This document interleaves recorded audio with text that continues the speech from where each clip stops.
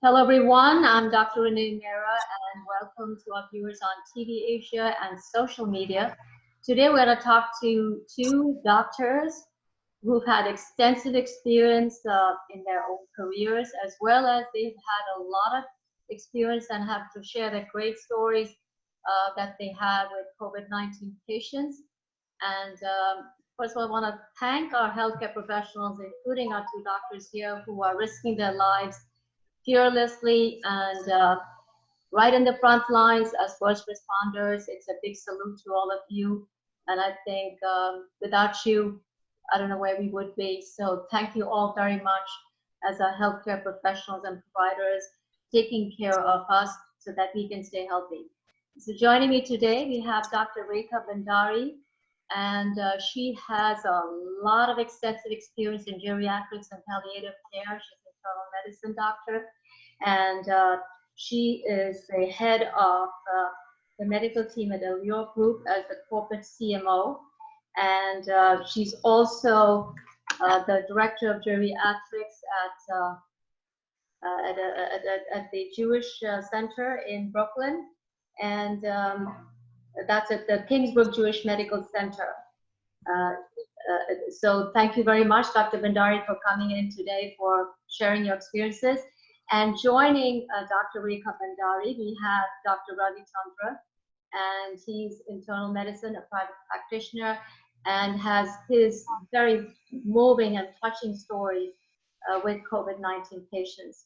So thank you once again for being there for all of us and taking care of our so many patients who are coming in. As we know that COVID-19 global pandemic is an equal opportunity destroyer. It doesn't take care of who you are, what you are, you know, what income group you fall in, what ethnicity, what nationality is there, you know. So it has taught us many, many lessons about inequities and disparities that we see in our, you know, patients over here, those who could not get early access to care, what happens, precautionary measures.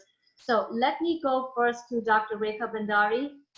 Dr. Bhandari, since you have a lot of experience with nursing homes as well, you know, and then also patients who are homebound, you know, you director of Hope, and that's where things come in place. Because right now, because of isolation and quarantine, there are so many elderly patients who need to be taken care of, and you're right there, hands-on. So share that experience with us. Thank you for having me over, and to my you know, co-panelist speaker as well. So Renee, it has been extremely challenging and difficult observations that I've had, especially for my patient population. We all have heard that they are the most vulnerable, and I oversaw the care both at the nursing facilities as well as the homes. So since it was new to everyone, including World Health Organization, CDC, the guidelines kept changing, starting from March, even as of last week. So it has been an extreme challenge from the skilled nursing facilities perspective to, you know, continue to adhere to the guidelines. We did see significant morbidity as well as you know, mortality in the nursing facilities. I mean, even with the best of care, you know, identifying someone who could have low-grade fever, that's where we starting them with, you know, fluids or vitamins and medications. We had very limited options available, but we just still saw a significant you know, mortality, unfortunately. But on the flip side of the coin, our homebound elderly, I have a whole varied from 75 on almost to 97-year-old. They've done extremely well. I mean, I would say relatively well. I've not had any mortality in my small sample of patients at home.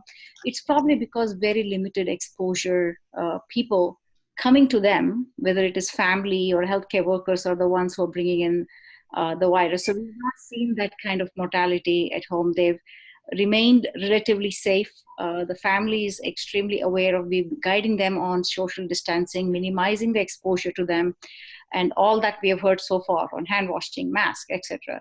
So we did see, and the highest number of mortality we saw somewhere in March and April, even in the nursing facilities. And thankfully, right now, it has slowed down, and the facilities also have gotten the grip of how to, screen the workers at the entrance and how to continue to screen them. With the new guidelines, we're screening the workers twice a week for any potential carrying of COVID. And as you rightly mentioned, the guidelines keep changing. So a layperson gets a lot of these messages. It's an overload of information, confusing, and creates anxiety and stress. So a few days ago, let's say 2 months ago, those who were okay did not have to wear masks. Now everybody has to wear a mask. Then now we say that CDC has come out with touching contaminated surfaces is not going to be that strong a susceptibility for a person to get the virus. So what's happening is for a person so what am I going to do now? How am I going to proceed? All this contains a lot of information that is changing, it's evolving, because again, can't blame anyone because it's uncharted territory, something very new. And as we go with research, we will find out more and more. Now we know that this virus is mutating and duplicating, and as it duplicates, things change completely. What the virus was in China is different from what's the virus in Europe to what it is maybe in India or over here. So though there may be some similarities between different locations, all this creates, especially if somebody is going to be traveling. So which virus am I picking up? And as the season grows into autumn, do I have the flu? Is it the virus? So there's so much information overload, and that only creates more concern, especially for the vulnerable and the elderly that you are dealing with. And I'm so glad that the percentage of morbidity has not been that much, but still they are very susceptible. And we're now talking about hybrid immunity. So I don't know where we're going. It's just like an open street. And but I feel that there would be a stronger, protective gear that we need to put out, whether it's masks or gloves or sanitizing, which will help to alleviate many concerns. I didn't wash my hands too well, maybe I got this, or I did not wear a mask, and what happened if I was face to face with somebody. So would you say that you are giving out also community health education to a lot of people, to your patients and to their families and loved ones?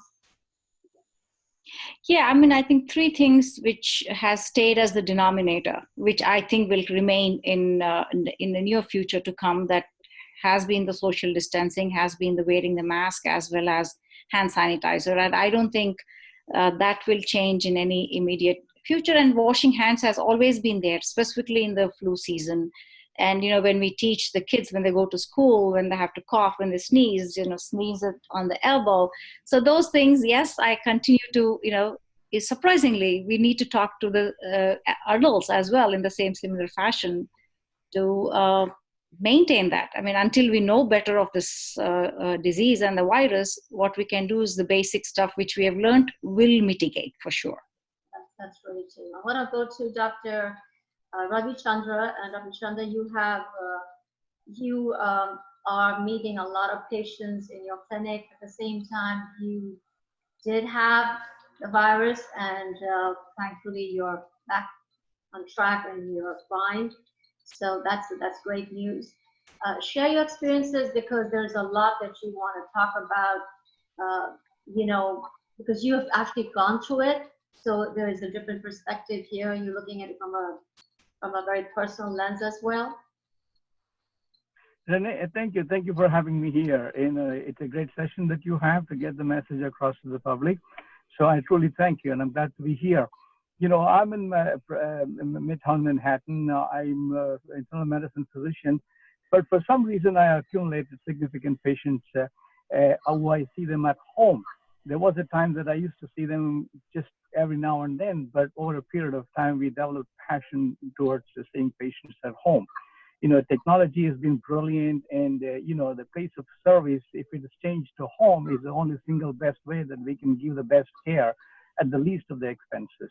Everyone is geared towards avoiding unnecessary hospital admissions, unnecessary ER visits, and unnecessary nursing home placements. So really, having to see someone at home, in the comfort of their own home, with a unified medical record for a period of time, and maintaining the care coordination with all the allied sources of medicine and the institutions, is really one best option that I think is the way to move forward. Now, COVID, obviously caught every one of us by surprise. We heard about pandemic, we kind of never knew that we would be seeing one in our lifetime.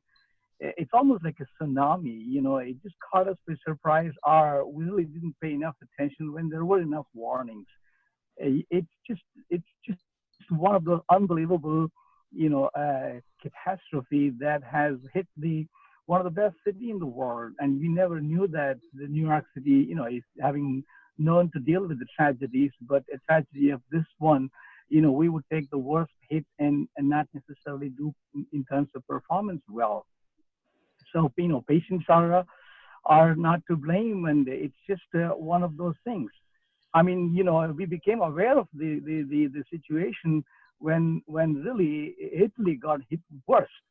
And when it was brewing in China, we didn't pay that much attention, but there was a substantial period of time, January, February, March, and we could have, picked up the knowledge and the preparedness that was crucial to avoid a catastrophic amount of death that we've had, and turning the city into a turmoil. The best city in the world got the worst name ever, and got the most mortality ever recorded in the history of mankind in New York City. So I guess when they banned the domestic travel in China, they didn't necessarily ban the international travel. And then when Italy got hit worse, that's when we suddenly became aware, wow, next probably would be the New York City. And then, like you just discussed earlier on, there was mixed signals, should one don't necessarily have a symptom, be walking around free, not necessarily having to have any kind of precautions taken very seriously, was a kind of a message that got the virus going and take the upper hand in the city. And I think there was this absolute necessity for protective personal equipment, but because there was a shortage of that, I guess that was the reason why CDC gave a mixed message that public who don't necessarily have any symptoms don't have to have masks. I think their fear, if there were to be a message that everyone need masks, then we wouldn't have, and that would put healthcare professionals in serious jeopardy should they not have one. That was probably the reason why the message wasn't conveyed. But anyway, so I do see patients in the office and also patients at home. The population of patients that we see at home, the manifestations are completely different. It's taken me by surprise, but I do know elderly often have different kind of a manifestation. But this is completely different. If someone otherwise young and ambulatory have a urine infection, they have one way of manifesting that. But elderly often have a different way. So none of my patients truly complain to me bitterly about cough or a fever. And, they either fall on the floor, or I hear from the family member or from the healthcare giver that the patient is just not quite the same. She's sleeping too much. She's too lethargic. It's one of those symptoms that really don't give an immediate attention to COVID, because we're all hyped up with the fever, high fever and cough and shortness of breath. They have already many reasons to have cough and shortness of breath and fever, because it isn't that they're otherwise healthy up and about on the street. They are ill. They have chronic medical conditions. So they have reasons to have one thing or the other, vitals manifest in a different way. But, I had one patient who fell, and what appeared to be a trauma case turned out to be a big-time COVID case. The manifestations in these patients are very, very different. So it's an exceptional population that obviously carry a higher mortality than average population. So we have approximately 5% or so elderly population who died from this, and that for general medical practice is an awful amount of death. And most of them happen to get the state-of-the-art treatment in the intensive care unit, having to get supplemental treatment with the ventilator and everything else. They still didn't make it. Right. Do you feel, Dr. Ravichandra, do you feel that our second wave that they're expecting, like in autumn, we'll be more prepared? You said we were not that aggressive at the early stage, like February, March. But do you think we have learned our lesson and we will be head on, addressing this issue? We'll have a little bit better idea about the research. And also we're talking about vaccine, but I don't know how that vaccine is going to work because if there are different mutations and duplications of the virus. Is it going to be a universal vaccine, or is it just going to be stem cell therapy or plasma? What do you expect in, when it comes down to the second wave? Well, we haven't even finished with the first wave, but you're absolutely right. At least we got the maximum alertness, because there can't be any more alertness that you can get when you have a dead body. So, yes, we are very alert. We are, we're very much on the case from the very beginning. But the bottom line is, it's still like flu. But when you leave home or when you see a patient, when they ask you, is this a flu, doctor, or is this a virus? We have no means to conclusively say what it is, because the testing is not widely available, particularly for vulnerable patients who are at home. If testing isn't available, there's no conclusive way of saying that this is what this is. So, the preparation for the next wave, if there is one, hopefully not, is for us to have wide testing of the healthcare providers. Almost every one of my patients have many visitors, some in the form of a healthcare, and another, as a social worker or a family member. They are social animals. When you get to the point of 65 plus, there is a network of people who will constantly be visiting patients. So they all have to be tested. So unless the testing becomes widely available, one can't be absolutely sure. And it's a very, very, savvy test. And once we have an answer to that, that's when we can prepare, how do we go about it? Dr. Bhandari, Dr. Bhandari, do you agree? Yeah, so Dr. Bhandari, what's your take on that? Do you feel we need more testing so that we know whether the patient has COVID or if it's just a regular flu? And also I wanted to ask you about with the economy, how things are, how is it going to be with, doctor versus patient relationship? You still want patient-centric medicine, you still want patient-centric everything, so that outcomes are positive. What do you see as the delivery of healthcare in the midst of all this crisis? And we're also expecting another crisis, that's mental health crisis that's going on. With all this pandemic crisis, mental health crisis, unemployment, stress, anxiety, and now we have looking at delivery of healthcare in a different way. So what's your take on all this? Thank you. That's actually an extremely current and very interesting question, Renee. So coming to testing, like my co-panelist said, scalability has been an issue, but thankfully, it has been definitely scalable compared to where we were 2 months ago.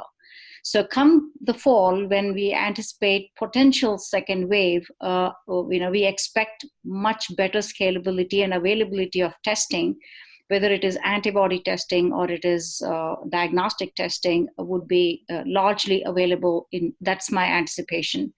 Like my co-panelist said, the testing of the healthcare workers, like the New York State has mandated all healthcare workers getting into the nursing home, that includes me, should be tested twice a week.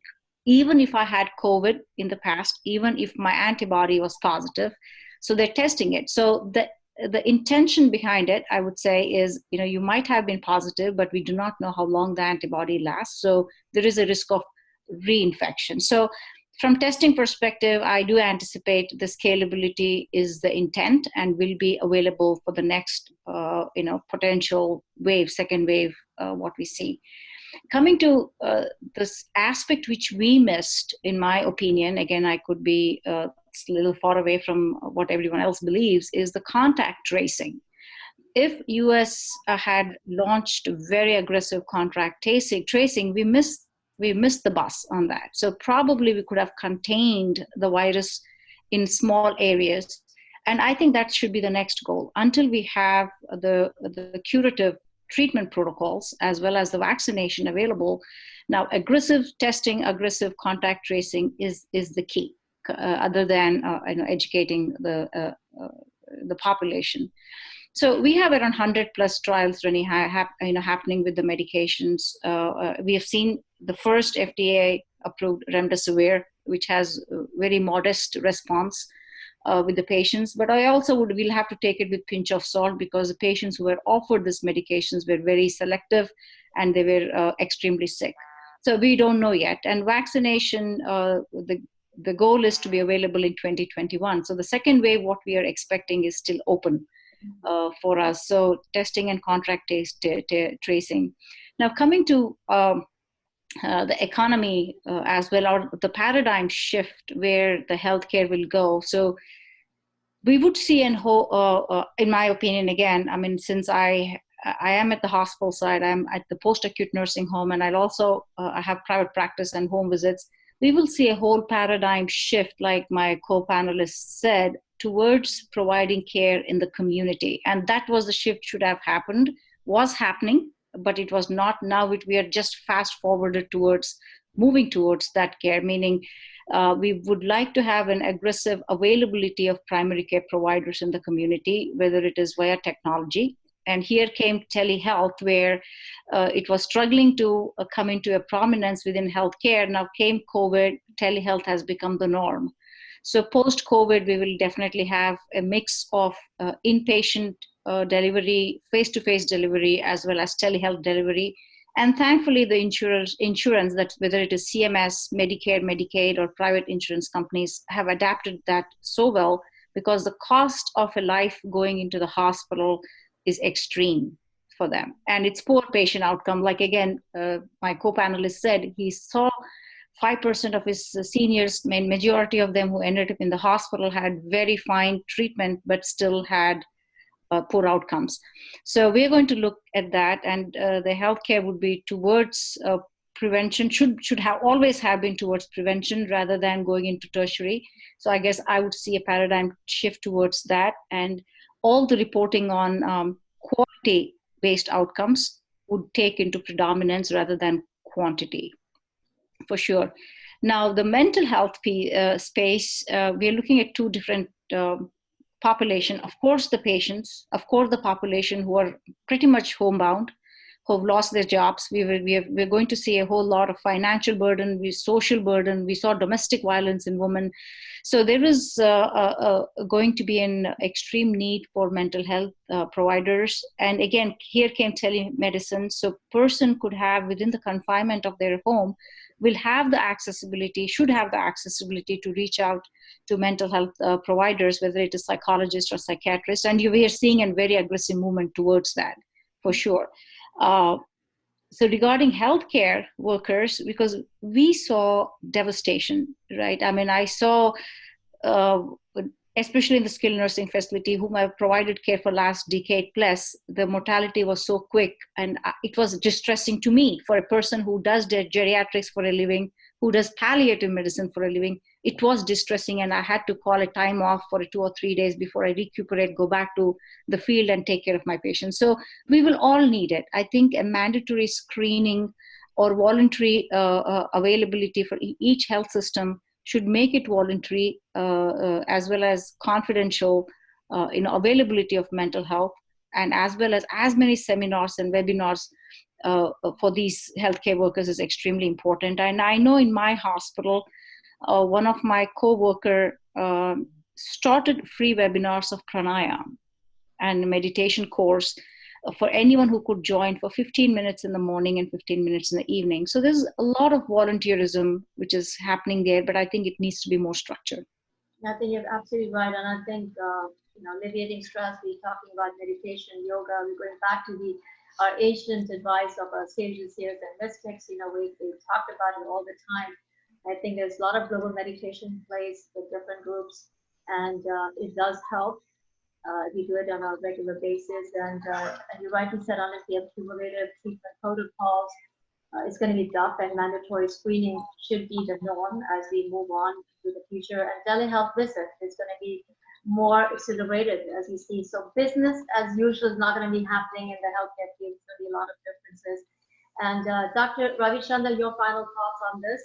What Dr. Bhandari said, do you want to add on to something that she has said? No, I think you emphasized on all the areas. But, what I don't see is that everybody coming together. Everybody says that we are all in this thing together, but there's a humongous difference between the city members, the state members, the national members, internationally particularly. We have a role model. It's not that we just don't know nothing about the virus. We have a substantial amount of knowledge on the virus now, and its spread and its virality and everything else. We have a great model in South Korea. We have a great model in Germany and Thailand and Hong Kong. They've done a brilliant job having to have the lowest mortality and extreme preparedness. And I think in South Korea, there isn't even a lockdown. So the topic of economy, just having to print money and having to distribute money isn't going to cut this virus issue any more than just duplicating, the deep recession that we've had, the depression we've had, are close to heading in the direction of the recession. And that's bringing this new question in everyone's mind: is the cure going to be worse than the disease? And that seems like a real possibility. There has not been, like after 9/11 or after the Iraq War, we were all together. The entire world was together after 9/11, and there was no discrepancy in understanding between one another.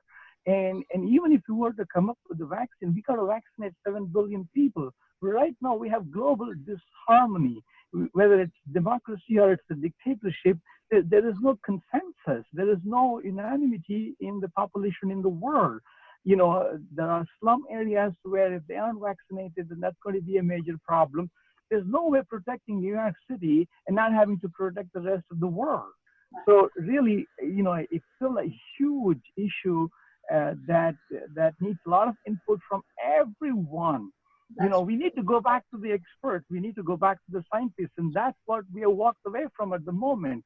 We haven't been in close contact with the science and the experts. We are making decisions on our own. There's too much politics. There's too much policy being made, and not having to include the scientists in this game. It's like, so far you've been going to pharmacists or to your brother-in-law for advice, but now you throw up. Thank you, Dr. We have to cut you off. We're almost out of time, but thank you. It was very sound advice and great thoughts of yours, and love your views on that. And thank you so much, Dr. Rekha Bhandari. Very heavily experienced in palliative care, geriatrics, and head of the Allure Group and director of geriatrics at the Kingsbrook Jewish Medical Center in New York. Again, as both our doctors mentioned, let's hope the future a little better with, now that we know a little bit more about this virus and we're able to, to tackle it head on with more equanimity, I guess, and with more treatment protocols. And again, as Dr. Bhandari mentioned, prevention versus treatment, and I definitely would go with prevention and precautionary measures so that we don't get into a full-blown pandemic again. So thank you all, both of you, Dr. Bhandari and Dr. Ravichandra, and Dr. Renee Mehrra. Thank you so much. Yep. Thank you. Thank you. Good, Renee. Thank you for having me. Take care. Thank you. Bye. Bye, doctor. Thank you.